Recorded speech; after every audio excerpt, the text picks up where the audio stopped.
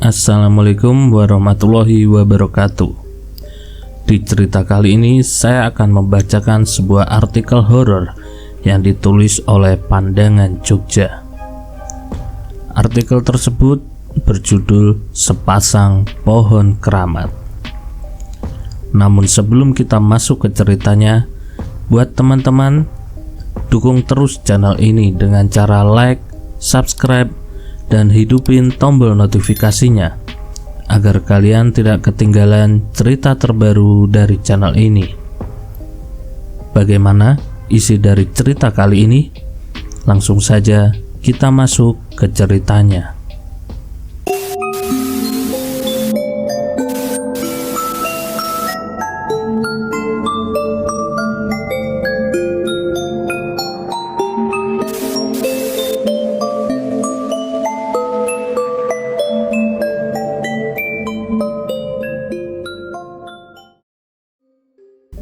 Seperti malam-malam biasanya, Miranda banyak mengobrol di teras rumahnya bersama sang suami.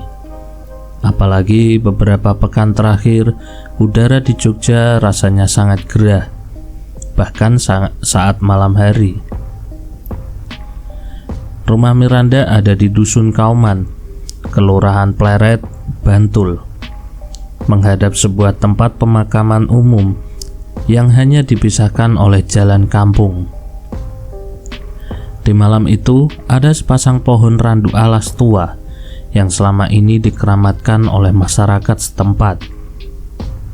Lingkar batangnya tak kurang dari 5 dekapan orang dewasa. Kamis 12 Oktober.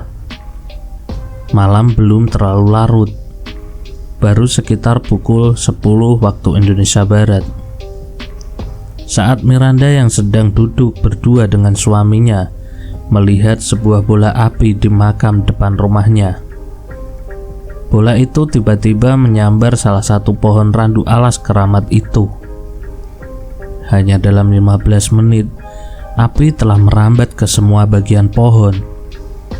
Api itu baru bisa dipadamkan sekitar 3 jam berikutnya, setelah menghanguskan semua bagian pohon dan menyisakan sedikit bagian batang yang sudah jadi arang. Saya sampai mengira apa itu hantu ya, kata Miranda saat ditemui pada siang harinya. Pikiran-pikiran Miranda bukan tanpa alasan. Tahun lalu, Miranda yang bekerja sebagai seorang penyanyi baru pulang pada tengah malam. Sampai di dekat rumah, ia melihat banyak orang di tengah makam itu mengenakan seragam ala prajurit. Tak terhitung jumlahnya. Yang Miranda ingat saat itu suasananya sangat ramai.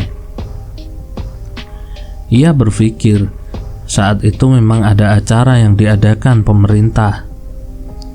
Mengingat lokasi itu merupakan kawasan cagar budaya, Miranda tak ambil pusing sampai salah satu saudaranya mengatakan bahwa tak ada apapun yang sedang berlangsung di tempat pemakaman tersebut.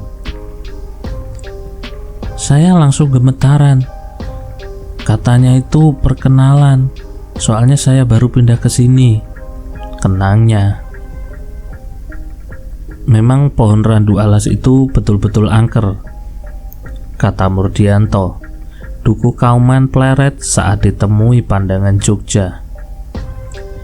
Salah satu cerita horor yang paling legendaris adalah cerita tentang seorang tukang becak yang pada dini hari menjelang pagi mendapatkan penumpang seorang perempuan cantik mengenakan pakaian hitam. Perempuan itu minta diantar ke pasar. Setelah sampai, perempuan itu lalu membayar tukang becak tersebut dengan uang yang sangat banyak. Namun ternyata uang itu berubah menjadi daun kering, dan tukang becak itu baru sadar bahwa lokasi pasar tempatnya mengantar penumpang adalah sebuah makam. Ada juga kisah penjual bakso yang dagangannya laris manis. Banyak sekali orang yang membeli dagangannya, sampai-sampai ia tidak sadar jika ia sedang berada di tengah makam. paling sering terjadi adalah adanya orang luar kampung yang dibuat kesasar saat masuk area tersebut. Saat hendak pulang, mereka ternyata hanya berputar-putar di tempat yang sama. Terus nanti mereka datang ke tempat saya antar keluar baru bisa pulang, ujarnya.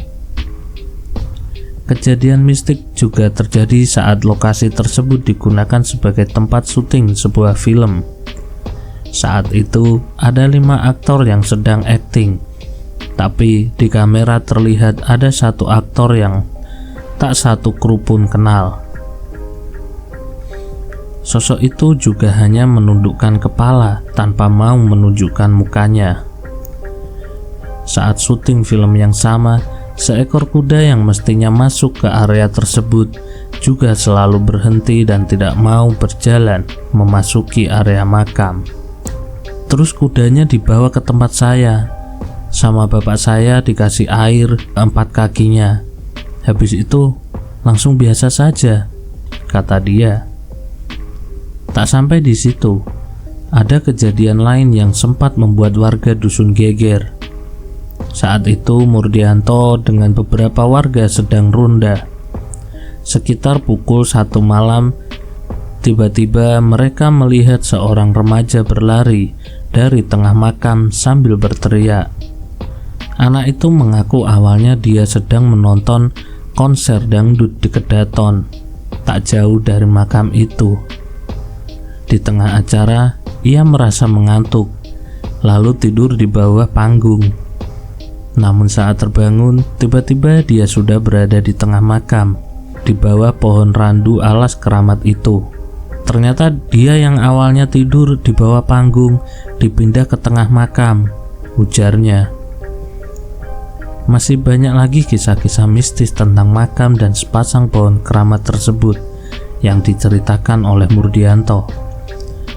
Salah satunya adalah ditemukannya sebilah keris pusaka yang diperkirakan dibuat pada masa kerajaan Mataram Islam. Murdianto tak tahu persis kapan sepasang pohon itu ditanam. Begitu juga dengan bapak, kakek, atau buyutnya yang pernah ia tanya. Jawaban mereka selalu sama. Waktu saya masih kecil, randu alas itu sudah sebesar ini. Yang jelas, sejak masa Mataram Islam sudah lama sekali, kata Murdianto. Jika benar yang dia sampaikan, artinya sepasang randu alas di makam dusun Kauman itu sudah berusia 300 sampai 400 tahun, atau mungkin juga bisa lebih. Karena sejak dulu berdampingan, warga pun meyakini jika 2 pohon randu alas itu merupakan pasangan suami dan istri. Hingga sekitar tahun 2013, salah satu pohon tersebut tersambar petir, lalu mati. Namun pohon yang tersambar petir itu masih tetap berdiri. Hingga pada 12 Oktober 2023, api melalapnya tanpa sisa. Konon pohon itu laki-laki sama perempuan, sepasang.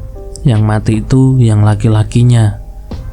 Jelasnya, kini hanya tersisa 1 pohon randu alas keramat di makam itu yang diyakini sebagai sang istri. Pohon ini sejak dulu sampai sekarang menjadi penanda petani dalam bercocok tanam. Saat musim kemarau, daun-daunnya akan rontok sampai habis. Menjelang musim penghujan, daunnya akan mulai bersemi. Kalau daunnya sudah bersemi banyak, petani baru berani menebar benih. Kalau masih sedikit seperti sekarang, belum berani, kayaknya hujannya masih lama, ujarnya. Sekitar 1 kilometer lurus di sebelah selatan makam dusun Kauman ini juga terdapat suatu pohon randu alas tua. Pohon randu alas ini tumbuh di makam dusun Karet. Konon, pohon randu alas ini juga masih memiliki hubungan dengan pohon randu alas di makam Kauman. Yang di makam Karet itu katanya anaknya, karena yang di sini suami istri. Ini diceritakan orang-orang tua dari dulu, kata Murdianto sebagai penutup wawancaranya. Demikian akhir cerita kali ini. Terima kasih sudah mendengarkan cerita ini sampai habis. Saya mohon maaf jika banyak salah kata dalam pengucapan saya. Saya pamit undur diri. Sampai jumpa di cerita berikutnya. Salam cerita Bapak.